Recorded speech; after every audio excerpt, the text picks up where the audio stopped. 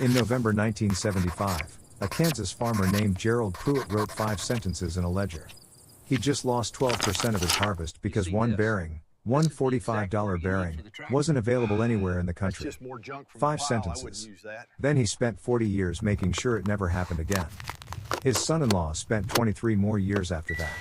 In the spring of 2021, when the global chip shortage shut down most of the county's planting equipment, machines worth hundreds of thousands of dollars, silent in the fields, those 63 years of preparation were the only thing standing between 29 farming operations and disaster.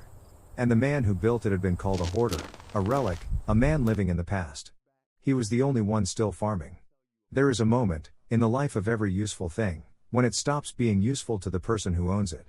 The machine breaks, or wears out, or gets replaced by something newer and faster and more capable, and the owner makes a calculation: repair cost versus replacement cost, storage space versus sentimental value, and the calculation almost always comes out the same way. The thing goes to the scrap yard, or the auction, or the burn pile, or it sits at the edge of a field and rusts back into the earth from which its iron originally came. This is rational. Most of the time, it is the right decision. But not always.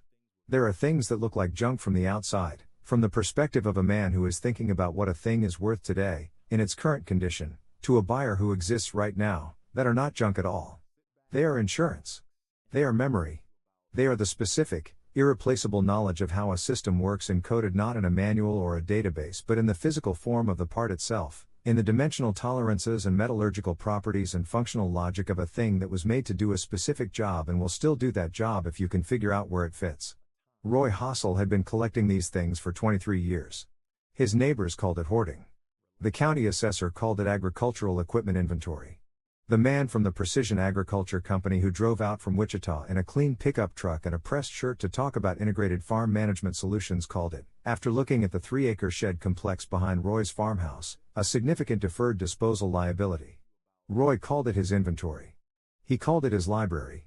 He called it, on the rare occasions when he was feeling philosophical, his argument against the future. In the spring of 2021, when the global supply chain collapsed and the chip shortage hit the agricultural equipment sector and farmers across McPherson County, Kansas found themselves staring at machines that could not be fixed because the parts that fixed them did not exist anywhere in the country, Roy Hossel's library became the most important building in the county. This is the story of how he built it, and why, and what it cost him, and what it saved. The call came on a Tuesday morning in late April, which was the worst possible time for a call about a broken planter. Roy Hossel was in his machine shed when his phone rang, where he spent most of his mornings in April, doing the final checks on the equipment that would go into the fields as soon as the soil conditions were right, working through the preseason maintenance list with the systematic attention of a man who has learned, through decades of farming, that the things that break in the middle of a field in May are almost always the things you didn't check in April.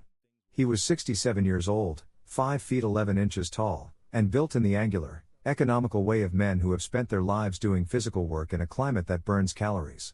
His hands were large and permanently darkened in the creases from decades of grease and soil, and they moved with the precise economy of hands that know what they are doing without needing to think about it. The call was from a man named Brett Sanderson, who farmed 800 acres of corn and soybeans 6 miles east of Roy's place and who was generally regarded in McPherson County as one of the more forward-thinking operators in the area. Brett Sanderson had upgraded to a new John Deere DB120 planter 2 seasons ago, a $340,000 machine with individual row unit control, integrated fertility application, and a data management system that connected to the cloud and generated planning reports that Brett's agronomist could review in real time from an office in Salina. Roy, Brett Sanderson said. His voice had the particular compression of a man who has been on hold for a long time and has just reached someone who might actually help him. Tell me you've got a row unit drive motor for a DB120. Roy put down the grease gun he had been holding and walked toward the back of the shed, toward the section he privately called the electronics zone, 3 shelving units holding the accumulated harvest of 2 decades of buying up parts from dealers, clearing out old stock, and auctions where late model equipment had been parted out, and farm sales where the family had kept the land but sold the machines. What year? Roy asked. 2019 model. 2019 DB120 uses the same row unit drive motor as the 2017 and 2018. They changed the connector in 2020. He was running his finger along a row of small cardboard boxes, each labeled in his precise handwriting. I've got 2 2017 to 2019 motors in new inbox condition. Pulled them from a parts machine I bought at the Pratt County sale 2 years ago.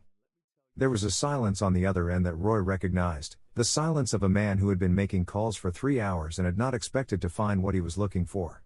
"What do you want for them?" Brett asked. "Come over and get one," Roy said. "We'll figure out the money later." He found the box, checked the part number against the label, and set it on the workbench by the door. Then he went back to his maintenance list. That was how it started, in the spring of 2021, with one call.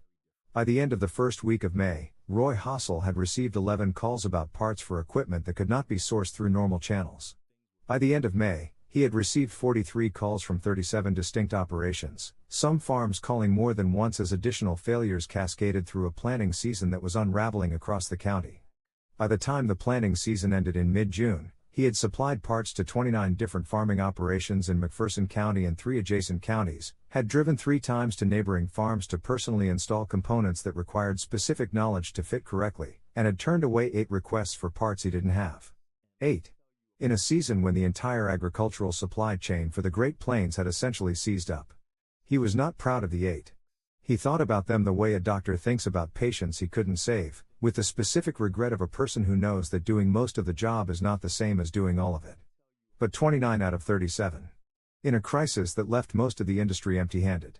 This is the story of how Roy Hossel came to be the person who could do what the rest of the supply chain couldn't do. It begins not in 2021 but in 1998, in a conversation with his father-in-law that Roy initially dismissed and then spent the next 23 years proving right without fully intending to. Gerald Pruitt had farmed 640 acres in McPherson County for 40 years before his knees and his wife's health persuaded him to retire in 1997. He was a careful, observant man who had lived through the agricultural crisis of the mid-1980s with his farm intact, which in McPherson County in 1987 was approximately as uncommon as coming through a hailstorm without a dent. He attributed his survival to 2 things, no debt, and what he called his boneyard. The boneyard was a 3-acre fenced area behind his machine shed that contained, in the spring of 1997 when Roy Hossel married his daughter Linda, an inventory of agricultural equipment and parts that defied easy categorization. Complete machines, technically non-functional but surrounded by an aura of potential functionality that Gerald maintained through regular attention. Partial machines, implements in various states of disassembly, engines on stands, transmissions on pallets. Bins and boxes and coffee cans and labeled paper bags containing parts of every description, organized according to a system that existed primarily in Gerald's memory and secondarily in a series of handwritten ledgers he kept in a fireproof box in the house. Roy had looked at all of this on his first extended visit and had said, with the cheerful confidence of a 29-year-old who has not yet been wrong about enough things to be humble, "Dad, this is a lot of stuff to maintain. When we take over the farm, we should probably liquidate most of this." Gerald had looked at him with the patient expression of a man who has heard this before. "When have you needed a part you couldn't get?" he asked. Roy thought about it. He had been farming his family's 480 acres for 7 years, and in that time he had always been able to get parts. Sometimes it took a few days, sometimes he had to drive to Wichita, once he had waited 2 weeks for something from a dealer in Kansas City. But he had always been able to get what he needed eventually.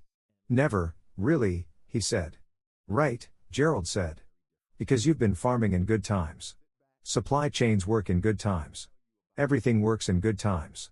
He turned back to the boneyard, surveying it with the proprietary satisfaction of a man looking at something he built for reasons he considers self-evident. The question isn't whether you need it right now. The question is what you need when the supply chain stops working. When does the supply chain stop working? "I don't know exactly," Gerald said. "But I know it has before, and I know it will again. And I know that the man with the part is the man who keeps farming."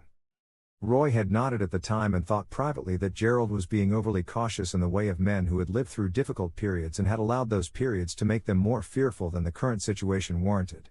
The world had changed. Supply chains were global now.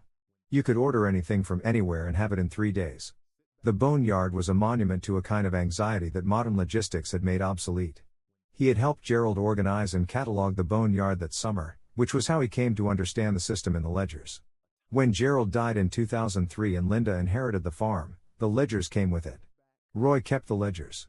He kept the boneyard. He added to both.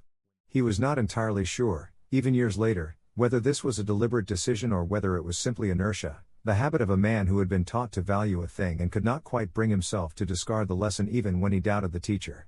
He kept it and added to it, and 23 years later, in the spring of 2021, It saved 29 farming operations in 4 counties. His name was Darren Folk, and he represented, in Roy Hossel's estimation, a particular combination of intelligence and certainty that produced a man who was right often enough to believe he was right always.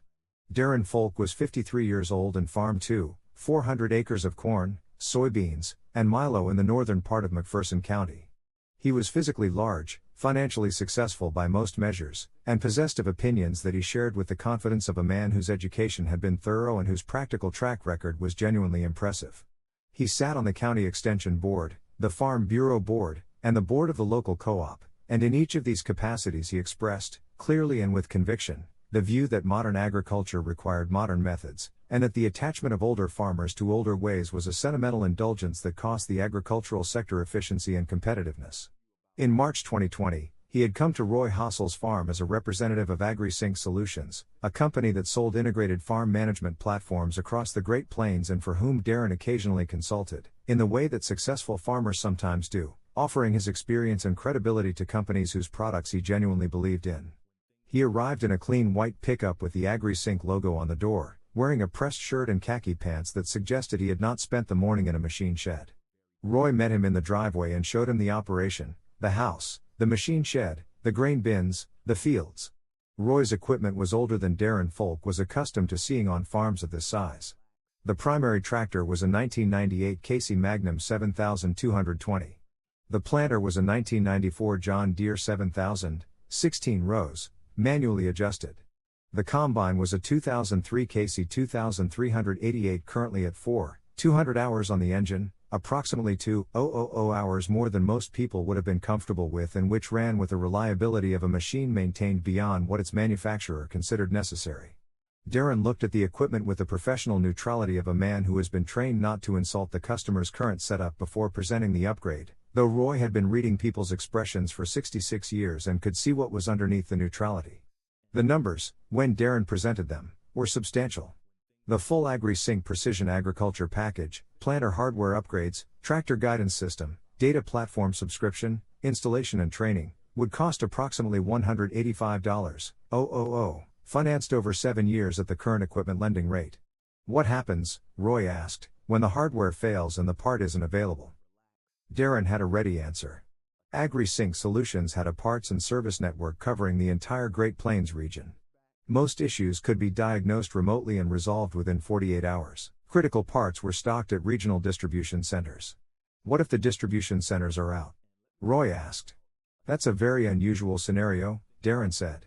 It's happened before, Roy said. Specific parts go unavailable for specific reasons. A plant closes, a supplier goes under, a manufacturing defect pulls a whole line. He paused. Can you manually override the system? If the electronics fail, can you run the planter without them? The platform is deeply integrated with the hardware, Darren said, with the slight hesitation of a man giving an answer he knows is not the one the customer wants. The row unit motors and the seed sensors and the down pressure control are all managed through the system. You can't really operate the precision functions manually. So if the system fails during planting, Roy said, I stop planting. We would work to resolve the issue as quickly as possible. During planting the window is about 3 weeks, Roy said. If I lose a week to a parts issue, that's a third of my window. At current corn prices, that's about $40,000 in yield risk, conservatively. Darren acknowledged this with the careful expression of a man who does not want to say what he is thinking. He said instead that the productivity gains from precision agriculture typically more than offset the downtime risk, that AgriSync had an excellent track record, that Roy's operation was, frankly, leaving significant yield potential on the table with its current approach. Roy thanked him for his time and said he would think about it. Then he took Darren Folk to see the boneyard. He did this not primarily to make a point, but because the boneyard was part of the farm and he showed all visitors the whole farm. It was a matter of honesty. Darren Folk stood at the entrance to the boneyard and looked at its contents with an expression he managed to keep professionally neutral. This is, he began. My inventory, Roy said. And my library. And my argument against the future. How long have you been collecting this? 23 years for my part. 40 years before that for my father-in-law. Roy walked into the boneyard, moving with the ease of a man who knows where everything is. The parts in those shelving units on the east wall, that's 30 years of agricultural equipment components. Organized by machine type, then by system, then by part number. cross-referenced in a database. If a farmer in this county needs a part for any machine made between 1970 and 2010, there's about a 60% chance I have it or know where it is. Darren looked at the shelving units, at the labeled bins and boxes, at the machines in various states of preservation. Have you had the inventory assessed? He asked. No, Roy said. It might be worth. I know what it's worth, Roy said. Not to an appraiser. To me. Those are different numbers. Darren drove back to McPherson that afternoon and called the AgriSync regional director to report that the Hassel operation was not currently a candidate for platform adoption. He used the phrase legacy mindset in his report, which he considered descriptive rather than unkind. He did not mention the boneyard specifically, because he wasn't entirely sure how to categorize it in business terms. He thought about it occasionally over the following months, without fully understanding why it stayed with him. He would understand in the spring of 2021, when his own planter stopped working and the parts he needed did not exist anywhere he could find them, and he was looking at his fields and thinking about the man with the boneyard he had driven past on the way home from Roy's place and had dismissed as a monument to someone else's anxiety. To understand what Roy had built, you had to spend time in it, not looking at it from the entrance the way Darren Folk had looked at it in March 2020, but walking through it, picking things up, reading the labels, following the logic. Roy had learned this from Gerald, who had taught him the boneyard not by explaining it but by working in it, by saying help me find the seal for the 78 planter and then making Roy find it using the ledger rather than simply handing it over. This was how Gerald taught everything, by making you do the work of understanding rather than giving you the understanding directly. The east wall held the most valuable section, the electronics and precision components that Roy had been acquiring since the mid-2000s, when it became clear that electronic control systems were moving from optional additions to essential infrastructure on modern farm equipment. This section held row unit motors, control modules, sensor assemblies, harness connectors, display units, and the various small components that determined whether a $300,000 planter worked or sat silent in a field. Roy had built this section intentionally and systematically. He had started by paying attention to which components failed most often in the machines he saw at the repair shop in town and at the farm sales where he bought equipment. He had developed a relationship with a retired dealer in Hutchinson named Mel Winters who had serviced agricultural electronics for 20 years and who had, when he sold his dealership in 2018, kept his personal parts inventory for exactly the reason Roy would have kept it, because he knew what failed, when it failed, and at what point in a machine's life cycle the failure would be most expensive. Roy and Mel had an agreement. When Mel found surplus electronics that matched Roy's categories, he called Roy first. When Roy found mechanical parts that matched Mel's categories, he called Mel first. Between them, they had assembled a combined inventory that covered a wider range of equipment and failure modes than either could have managed alone. The south wall held the mechanical components, bearings, seals, belts, chain, sprockets, shafts. This section was Gerald's original domain, organized with the taxonomy Gerald had developed over 40 years. Roy had extended it forward in time as newer equipment had been introduced and then retired, buying parts from machines as they cycled out of service, before scarcity drove up the price. The west wall held the larger components, hydraulic cylinders, pumps, motors, gearboxes, transmission assemblies. These were the expensive parts, the ones where a shortage was most likely to be catastrophic, because their replacement cost was high and their lead time from manufacturers was long even in good conditions. The center of the boneyard held the machines themselves, the donors, Roy called them, to Linda's occasional mild disapproval of the medical metaphor. They were not randomly accumulated. Each one was there because it contained systems that were not adequately represented in the shelving inventory, or because it was in sufficiently good condition to be restored to service if a neighbor needed it urgently, or because Roy was still in the process of disassembling it and cataloging its contents. Walking through the boneyard was, Roy thought, something like reading a history of what could go wrong on a Great Plains farm in the last half of the 20th century. Every part on every shelf had a story, a machine that had failed at a critical moment, a shortage that had caught someone unprepared, a calculation someone had made about what was worth keeping and what was worth letting go. Some of those stories were Gerald's. Some were Roy's.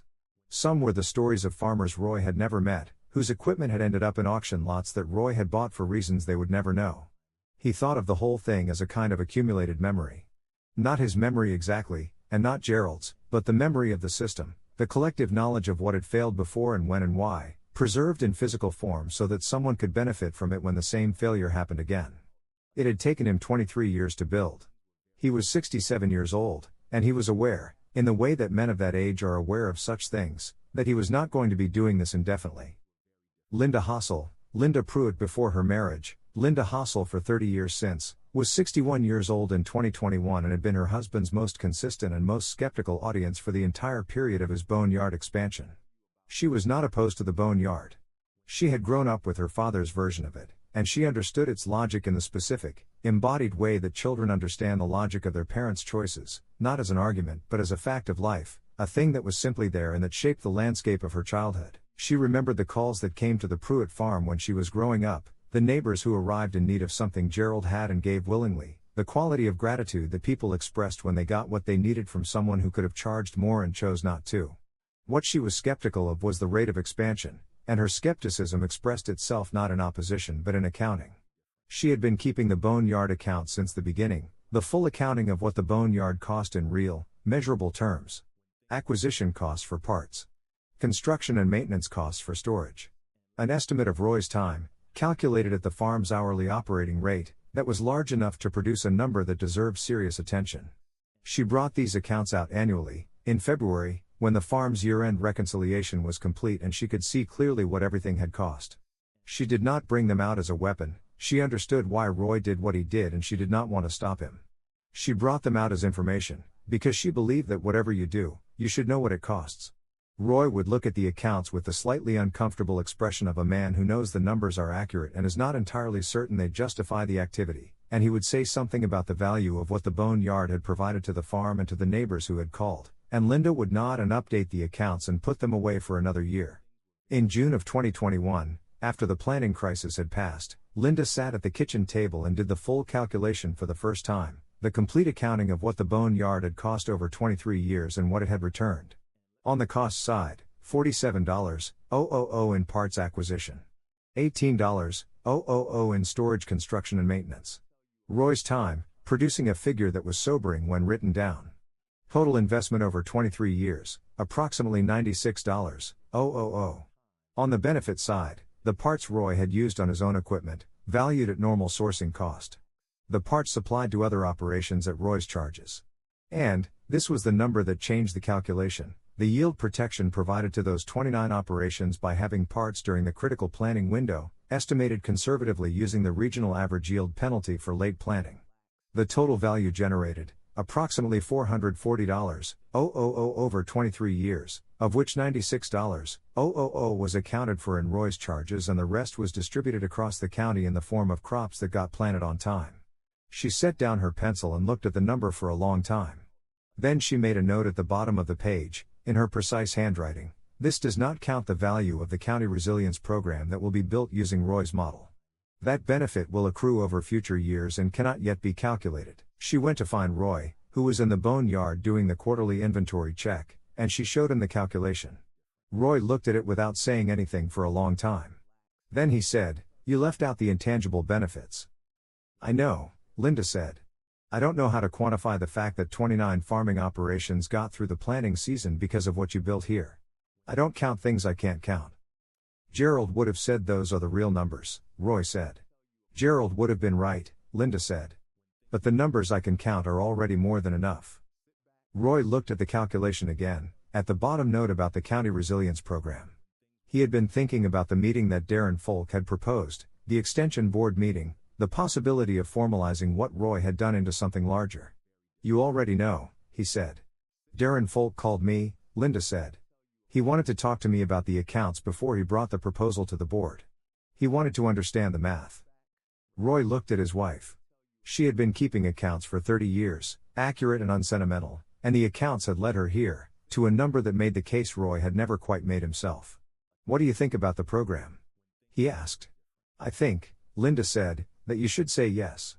And I think you should tell them the whole story, not just the system, but why the system. The why is what needs to be passed on." The spring of 2021 arrived in McPherson County, Kansas with the particular promise of a year that had all the conditions for a good crop, adequate soil moisture from the winter, a favorable temperature forecast for the planting window, wheat prices that justified the input costs. What arrived at the same time, invisibly, was the agricultural consequence of a disruption that had been building for 18 months in semiconductor fabrication facilities in Taiwan and South Korea and the industrial regions of southern China. Modern agricultural equipment, planters, combines, sprayers, tractors, had been incorporating electronic control systems for decades. By 2021, these systems were not add-ons but foundations. The individual row unit motors that controlled seeding placement on a modern planter were driven by microcontroller boards requiring specific chips. The yield monitors that generated the data on which precision agriculture decisions were based ran on processors manufactured by a small number of suppliers. The transmission control units that managed power delivery in late model tractors depended on components that had become, in the language of supply chain analysis, single points of failure. When the global chip shortage tightened through 2020 and into 2021, triggered by pandemic production shutdowns and accelerated by surging consumer electronics demand, agricultural equipment manufacturers found themselves at the back of a very long queue. Consumer electronics companies had locked up chip allocations months in advance.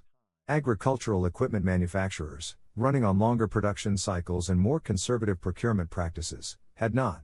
The result was a cascade. Manufacturers could not build complete new machines, dealers could not supply replacement parts, and regional distribution centers that were supposed to be backstops were themselves depleted. In McPherson County, this cascade arrived during the 3-week corn planting window in late April and early May. A farmer who cannot plant in that window has two choices: plant late and accept a yield penalty running from 3 to 8% depending on how late, or leave ground fallow and absorb a complete income loss for that acre. Neither is acceptable. Both are significantly worse than planting on time. Roy Hossel's phone rang 37 times from April 28 to June 10. Each call was a farming operation that needed something he might have. Some farms called multiple times as additional failures materialized. 29 distinct operations got parts. 8 did not. The 8 he couldn't help went into 2 categories. 4 were for components so specific and so recently manufactured that they had not yet cycled through the secondary market where Roy sourced his inventory, and 4 were for parts that Roy had considered acquiring and had decided against, a decision he revisited with the particular regret of a man reviewing a choice that had not gone the way he needed it to go. He added all 8 to his acquisition list. He would not be in that position again. Darren Folk called Roy Hossel on the morning of May 7, which was the 12th day of the planning crisis and the point at which Darren's options had been exhausted one by one. He had called the dealer. The dealer had called John Deere. John Deere's parts availability system had estimated 12 to 16 weeks for the row unit control modules that Darren needed, which was 11 to 15 weeks past the point at which the parts would do him any good. He had called AgriSync's support line and spoken to 3 different people and been told each time that the company was experiencing unprecedented supply constraints and that the situation was being escalated. He had called 8 other dealers and parts suppliers across Kansas, Nebraska, and Missouri. He had posted on 2 agricultural equipment forums online. He had called a salvage yard in Pratt County and a salvage yard in Reno County and a retired dealer in Hutchinson who told him he didn't have the specific modules but that if anyone in the county had them, it would be Roy Hossel. Darren had not called Roy Hossel first because calling Roy Hossel required him to make a specific acknowledgement that he was not ready to make until every other option had been exhausted. The acknowledgement was this: he had been wrong. He had been wrong at the county extension board meetings where he had described Roy's approach as a legacy mindset. He had been wrong at the Farm Bureau meetings where he had said, in terms that were not entirely private, that Roy was farming like it was 1990. He had been wrong in the March 2020 visit when he had stood at the entrance to the bone yard and seen a deferred disposal liability instead of what it actually was. He had been wrong, and Roy Hossel had been right, and the evidence was sitting in Darren Folk's fields, 3 expensive planters with their systems locked and their displays showing error codes and the planting window running down day by day. Roy, he said, when Roy answered. His voice had the compressed quality of a man managing a large amount of feeling through a small opening. I've got a planting situation. Tell me about it, Roy said. Darren told him. Row unit control modules, 3 planters, 800 acres unplanted, approximately 10 days of suitable weather remaining. Roy was already walking toward the electronics section of the boneyard. What brand? Darren told him. Roy found the box in 4 minutes. He had 4 modules of that type, acquired from a dealer clearing out old inventory 18 months earlier, paid $80 each. He opened one box and confirmed the part number. I've got 4, he said. You need 3. The silence on the other end of the line was the silence of a man receiving news he had not let himself expect. Roy, Darren started. Come over, Roy said. And come prepared to talk about something else after. Darren Folk arrived at 11 in the morning in the same white pickup he had driven in March 2020, but there was nothing of the March 2020 visit in his bearing now. He moved with the directness of a man who has put his pride somewhere else and does not intend to spend time on preamble. Roy handed him the box with the 3 modules and they drove in Roy's truck to Darren's farm, where Roy installed the first module while explaining the procedure to Darren's son Aaron, who was 30 years old and had been doing everything possible to find alternative solutions for the past 12 days and had run out of alternatives the previous evening. The installation took 40 minutes per module, 3 modules total, and by 2 in the afternoon Darren's planters were running. Darren stood in the field and watched his equipment move through the corn ground, and he stood there for a long time without saying anything, and Roy stood beside him. I said some things at the extension board meetings, Darren said finally. About the boneyard. About your approach. I know, Roy said. I called it a legacy mindset. I said you were farming like it was 1990. I said, he stopped. I said a lot of things that I said in front of other people. You did, Roy said. I was wrong. You were working from a reasonable assumption, Roy said. The supply chain had been reliable for 30 years. The assumption made sense. I was dismissive, Darren said. More than wrong. I was dismissive. That's not the same thing. Roy looked at him. This was the honest statement he had been waiting for, not the admission of factual error, which was unavoidable given the circumstances, but the acknowledgement of the thing underneath the error. The contempt. The performance of certainty in front of an audience. The particular quality of being wrong that is worse than simply being wrong. Yes, Roy said. It's not the same thing. They walked back to the truck. Darren stopped at the door. What do I owe you? He asked. Parts cost me about $320 for the 3, Roy said. Call it $500 with my time. Darren wrote the check without comment and handed it over. Roy tucked it in his shirt pocket without looking at it. You said you wanted to talk about something else, Darren said. Not today, Roy said. You've got planning to do. Come out when the season's over. Darren nodded and went to his planter and Roy drove home. That evening, Roy sat on the porch with Linda and told her about the afternoon. Linda listened without interrupting, which was her way of indicating that she was paying close attention. How did it feel? She asked, when he finished. Roy thought about it. He was not a man who spent much time on the emotional dimension of things, not because he lacked emotions but because he found other frameworks more useful most of the time. It felt like the point of it, he said finally. Not the satisfaction of being right. Just, the point of having built it. Linda nodded. Gerald would have understood that, she said. I think so, Roy said. They sat on the porch until the light was gone and the fields were dark and the corn was growing in the dark the way it always grew, regardless of what was happening to the supply chains 100 miles away. Brett Sanderson was a different kind of story than Darren Folk's story, and Roy thought about the difference between them over the weeks following the planting crisis. Darren Folk had been wrong in a particular way, the way of a man who performs certainty publicly and then has to live with the performance when the certainty fails. This was a recognizable kind of wrong, a kind that Roy had seen before and that had a recognizable kind of resolution, the public reckoning, the private acknowledgement, the relationship reset. Brett Sanderson had been wrong in a different way, the way of a man who had made a reasonable decision, correctly evaluated in normal conditions, that had a critical vulnerability he had not weighted appropriately. Brett had bought the DB120 planter because it was genuinely better than what it replaced in most circumstances. He had sold his old planter when he bought it because keeping both was genuinely inefficient in most circumstances. He had relied on the supply chain because the supply chain had been reliable in most circumstances. He had been optimized for normal conditions and vulnerable in abnormal ones, which was a different error from Darren's error and, Roy thought, a more common one. And more forgivable. Roy had installed the DB120 row unit motor on May 3, the first day of the crisis, and Brett had watched the installation with the close attention of a man learning something he should have known. Afterward, standing beside the running planter, Brett had asked how Roy had known to acquire those specific motors 2 years before the shortage. I saw the DB120 units starting to come through the used market, Roy said. When precision equipment starts appearing in secondary markets, it means the failure rates are real, people are disposing of machines that failed too often to keep, and the parts from those machines are becoming available. I bought the parts machine and kept the motors. You bought a failed machine to get its parts. That's most of what I buy, Roy said. A machine that doesn't run as a machine often runs fine as a parts source. Brett had thought about this for several days before driving out to the bone yard on a Saturday in August, ostensibly to return a tool, actually to look at the bone yard again with new eyes. Roy showed him around the second time with the patience of a man who does not mind explaining a thing more than once. I want to understand the acquisition logic, Brett said. They were standing in the electronics section, and Brett was reading labels on boxes with the attention he gave to agronomic data on his precision planning reports. How do you decide what to buy and what to skip? 3 questions, Roy said. First, what are the failure modes for this type of equipment? Not what fails sometimes, what fails regularly, at predictable points in the machine's life cycle, in situations where the failure is expensive. Second, what's the secondary market availability? If a part is easy to find used, there's less reason to stock it. If it's rare in secondary markets, that's a signal. Third, what's the lead time from the manufacturer in normal conditions? Short lead time means less reason to stock. Long lead time, especially for electronics, means more reason. Where do you get the failure mode data? Experience, Roy said. My experience, the experience of the people in my network.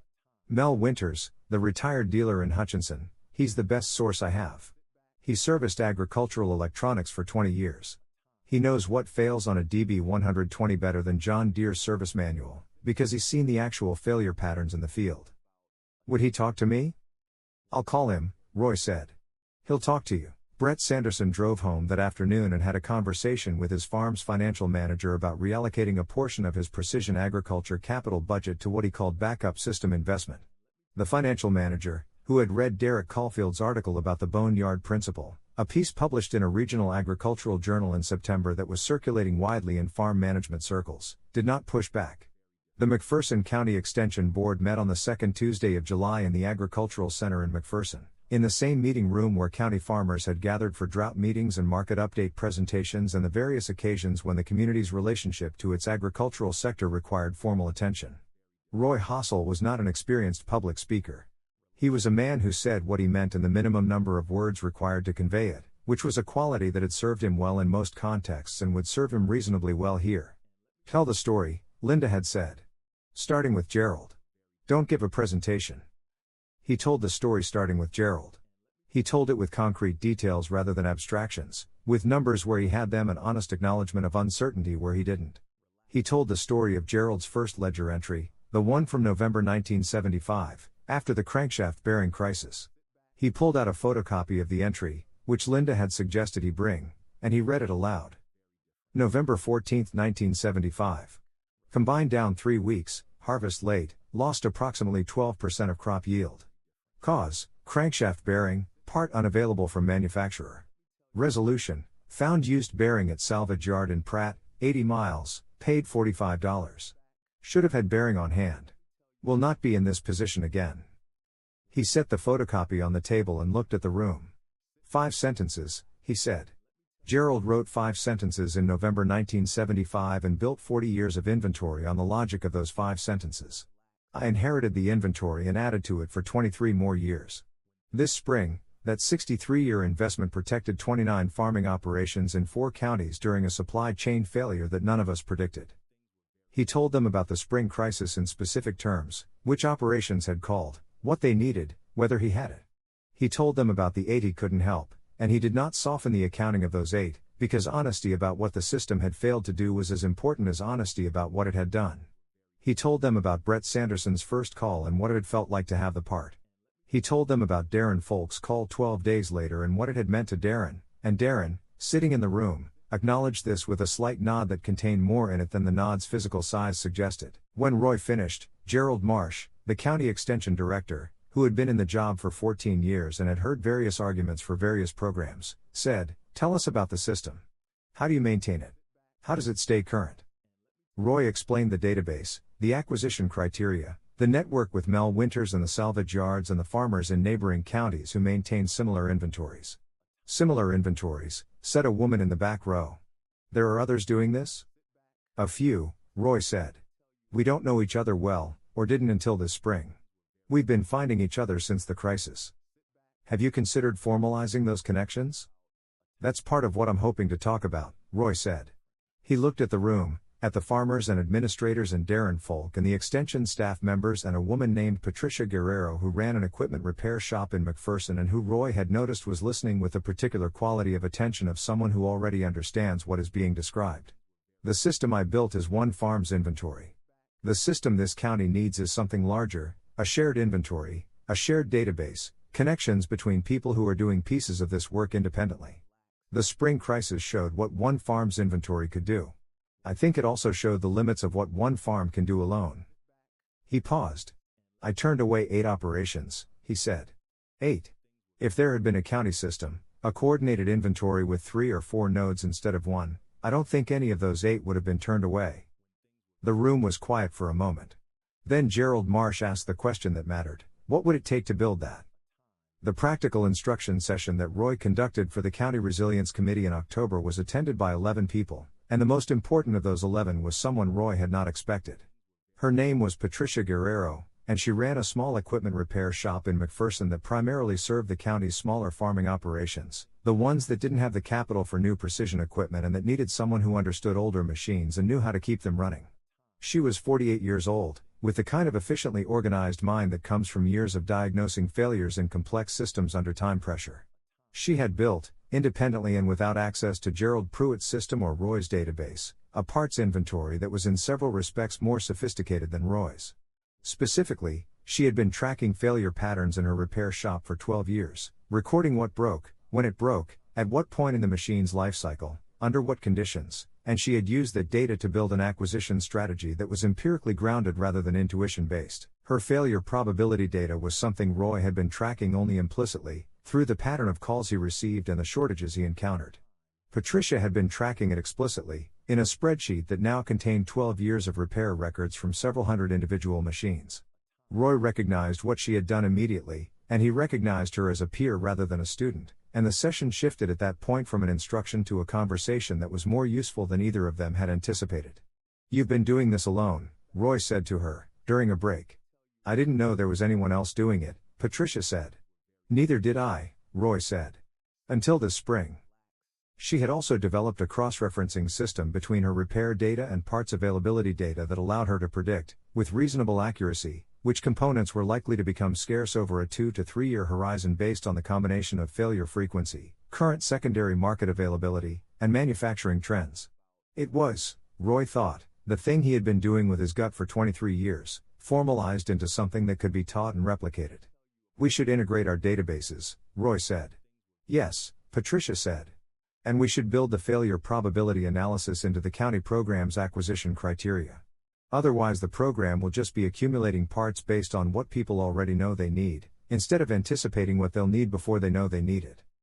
"That's the difference between a reactive inventory and a predictive one," Roy said. "Right," Patricia said. "A reactive inventory is useful. A predictive one is what keeps the 8 from being 8. Roy looked at her. She had arrived independently at the same insight that had guided his work for 23 years, through a different path and with better analytical tools. "Why didn't you say something before today?" he asked. "Nobody asked," Patricia said. Roy thought about this for a moment. Nobody had asked him either, for 23 years. He had just kept building the inventory. Patricia had kept building the database. They had been doing complementary work in the same county without knowing each other existed. "Come to the next board meeting," Roy said. "Bring your data. The program needs both of us." In September 2021, Darren Folk brought a proposal to the Extension Board. He had spent 2 months thinking about it, thinking about the conversation in his field after Roy had installed the 3rd module, thinking about Linda's accounting that she had walked him through one afternoon at the kitchen table, thinking about what it meant that one farm's 23-year investment had protected the county in a crisis that none of the county's official preparedness systems had anticipated. The proposal was for a McPherson County Agricultural Resilience Fund, a permanent endowment, built from voluntary contributions from county farming operations, that would provide ongoing capital for parts acquisition and storage infrastructure. The fund would be managed by a committee that included farmers, the Extension Office, and, the most important structural element, which Darren had arrived at after considerable thought, Patricia Guerrero as professional parts manager, combining Roy's inventory methodology with her failure probability analysis in a way that neither could accomplish alone. He made the proposal with the conviction of a converted man, which is a specific kind of conviction that contains within it the energy previously invested in the opposing position. He had done the math as Linda had done the math but at a county scale, and the math had convinced him in the way that certain kinds of men are convinced, not through narrative or emotion but through the cold logic of numbers that cannot be argued with. At the meeting, when he finished presenting, he said, "I want to be clear about where this idea came from. Roy Hossel built something that took 63 years to build, counting his father-in-law's contribution, and that protected this county in a crisis because one man had the stubbornness and the foresight to keep building it when everyone around him thought it was unnecessary. I was one of those people. I said things at this board's meetings about Roy's approach that I would take back if I could. He paused. I can't take them back. What I can do is make sure the thing he built doesn't depend on one man anymore. The board approved the proposal. Darren Folk contributed the first $10,000. He did it at the meeting, writing the check in front of the board, because he was the kind of man for whom public commitment meant something and who understood that the public nature of his previous position required a public nature to his correction. Roy contributed $2,000. He had thought about the right amount for several days, and his reasoning was this: the program needed to be owned by the community, and an outsized contribution from Roy would create an outsized sense of obligation that would distort the way people engaged with the program over time.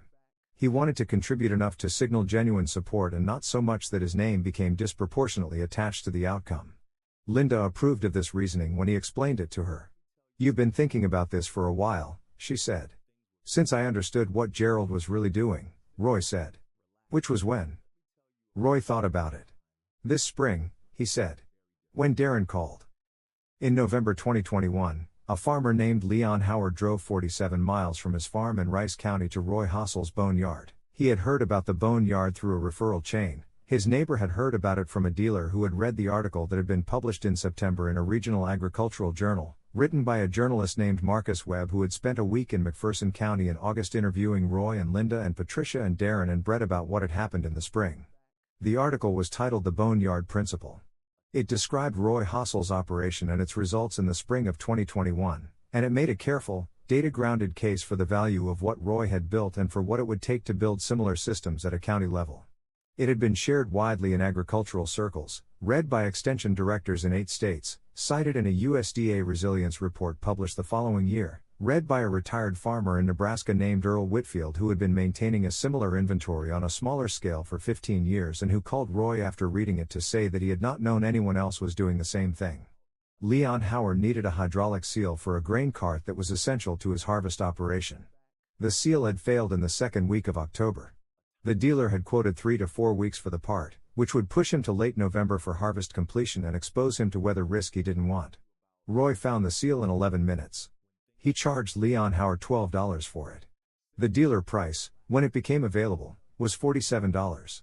Leon Howard stood in the entrance to the boneyard after Roy handed him the seal, holding it in both hands, and looked around at the inventory surrounding him with an expression Roy had seen before and recognized, the expression of a man understanding, for the first time, what he is looking at. "How long did this take to build?" Leon asked. 23 years for my part," Roy said. 40 years before that for my father-in-law. 63 years. One family. One farm, Roy said. "My father-in-law didn't start from nothing.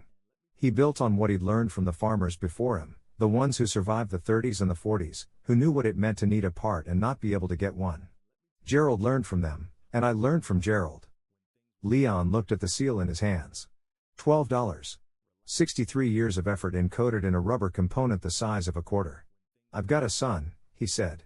"He farms with me. He's been after me to sell off the old equipment we've got in the back of the shop. Clean up the space."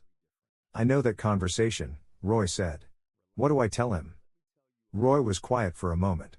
He thought about what Gerald had told him in 1997, standing in this same boneyard. He thought about the conversation he had dismissed at the time and had spent 23 years proving right.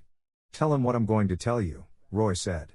"The supply chain works until it doesn't, and when it doesn't, the man with the part is the man who keeps farming. And the time to have the part is before you need it, not after." He walked Leon Howard to his truck. Leon drove the 47 miles back to Rice County with the seal in his shirt pocket and completed his harvest 3 days later, before the first significant snow of the season. His son did not sell the old equipment that winter. The summer and fall of 2021 passed with the particular quality that follows a crisis that has been survived, the slightly unreal feeling of normalcy restored, the fields doing what they were supposed to do, the supply chain resuming its ordinary reliability. Roy Hossel spent this period doing what he had always done, farming his 480 acres, maintaining his equipment, tending his boneyard. He attended the Resilience Committee meetings and answered questions and tried to be useful without becoming the kind of man who talks about himself more than the subject warrants. He was helped in this by Linda, who attended the meetings with him and who had the talent of redirecting conversations that were becoming too focused on Roy personally toward the system and its replicability. Roy did it, she would say, but Roy was doing what Gerald taught him, and Gerald was doing what the farmers before him had learned from necessity. The question isn't how Roy did it. The question is how we make it possible for the next person to do it without 63 years of buildup. This framing gradually shifted the county conversation toward the practical questions of how to build and maintain a systematic parts inventory. Patricia Guerrero's failure probability database became the methodological foundation of the county program's acquisition strategy. Mel Winters and Hutchinson agreed to serve as a technical advisor, providing the kind of experienced failure mode knowledge that Gerald had provided to Roy and that Roy had provided to the people who called him. In September, the county program received its first formal budget allocation, $25,000 from the Extension Board's discretionary fund. The program held its first structured acquisition session in October, using Patricia's criteria to identify the 50 highest priority parts categories for the county's current equipment inventory. Roy attended the acquisition session and said very little. He watched Patricia work through the methodology with the committee members and recognized in her presentation the same logic that had governed Gerald's boneyard decisions, the same fundamental orientation toward preparedness over efficiency, expressed in statistical terms that Gerald would not have used but would have recognized. After the session, in the parking lot, Patricia said to Roy, "Your father-in-law would have liked this." "He would have thought we were 20 years behind schedule," Roy said. Patricia laughed.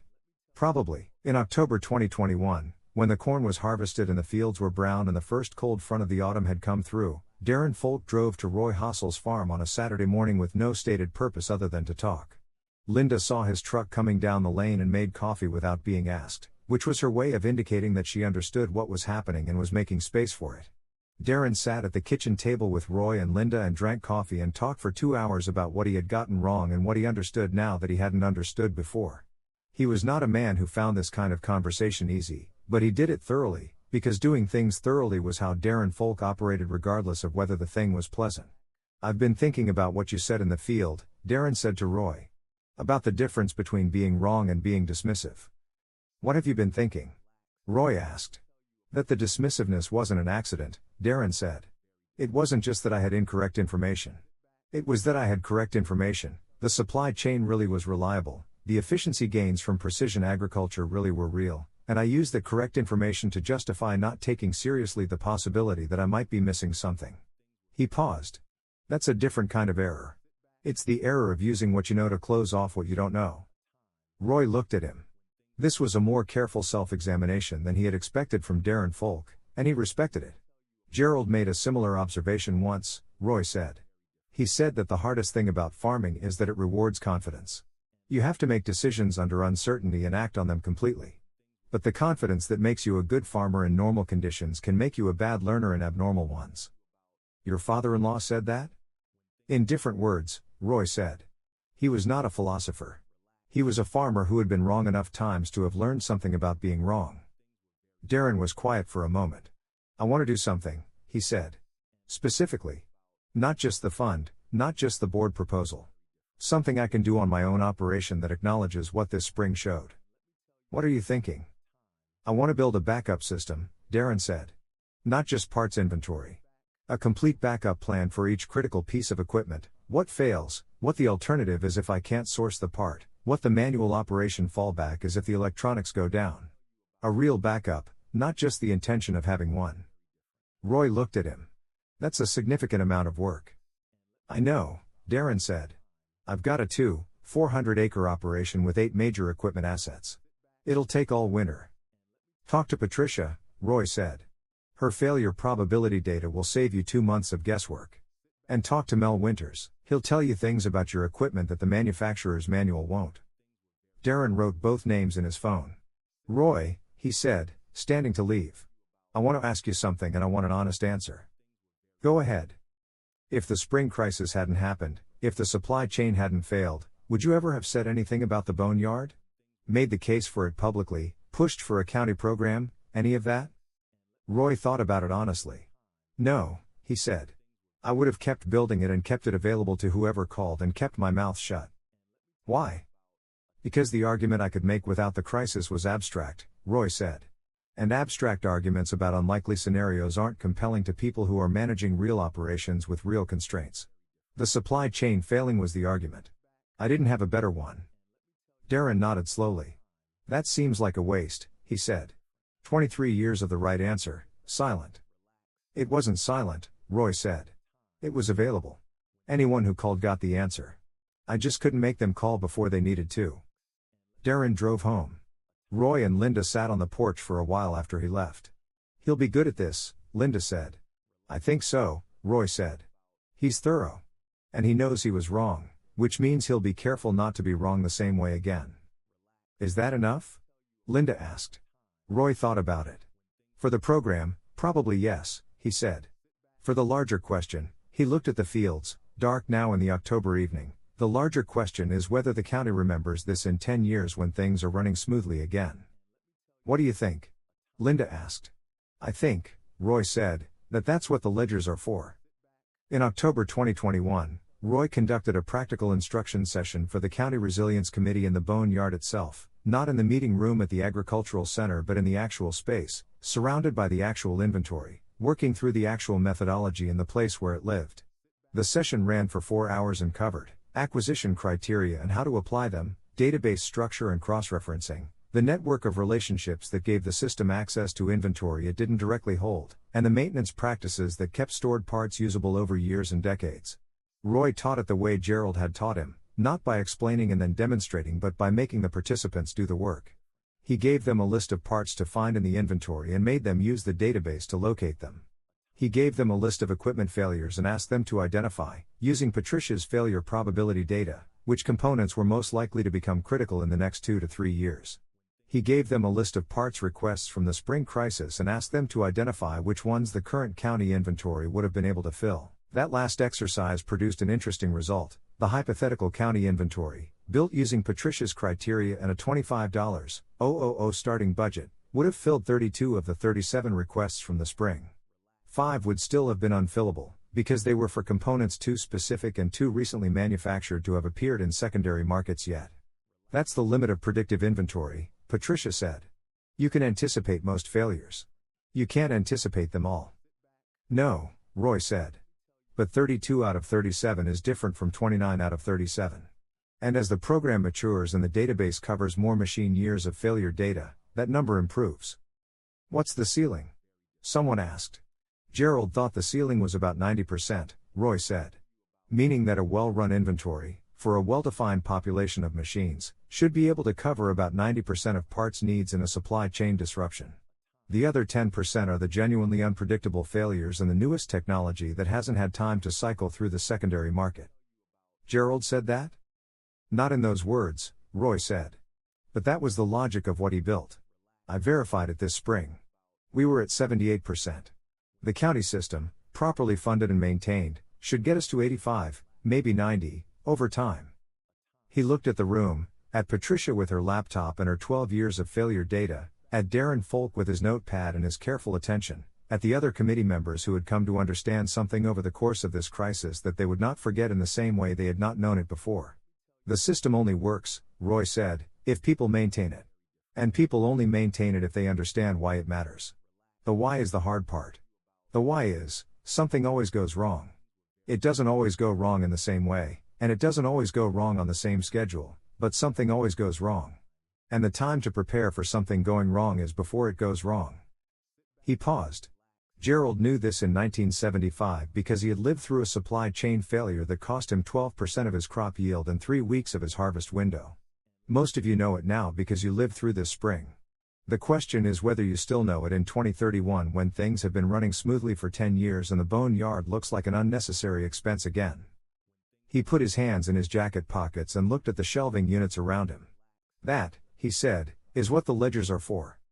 Roy Hossel died in the spring of 2029, at the age of 75, while looking out the window at his south field on a morning in April when the field was ready to plant and the weather was right and everything was where it was supposed to be. He died, Linda would later say, at the right moment, not because the moment was convenient but because it contained everything that mattered to him, the fields, the season, the work to be done.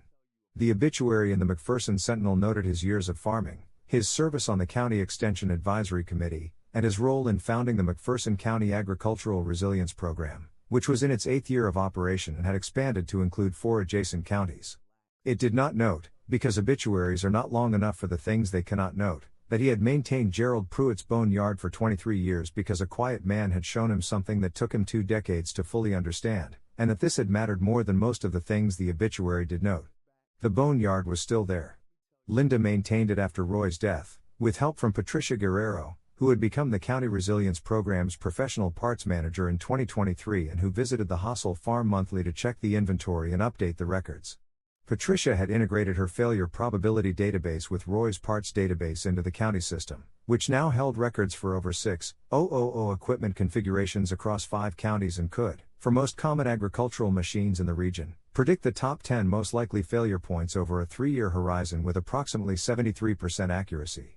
The farm was still operating, run by Roy and Linda's daughter Sarah, who had left McPherson County at 22 to work in accounting in Kansas City and had returned at 39. She had spent 2 months learning the boneyard system from Linda and Patricia before she felt confident that she understood it, and another 6 months working with it before she felt confident that she could add to it meaningfully.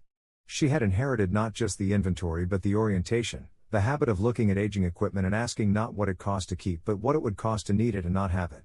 She had the accounts Linda had kept for 30 years, which were the most honest possible argument for that orientation, and she had the ledgers, which were the story of where the orientation had come from.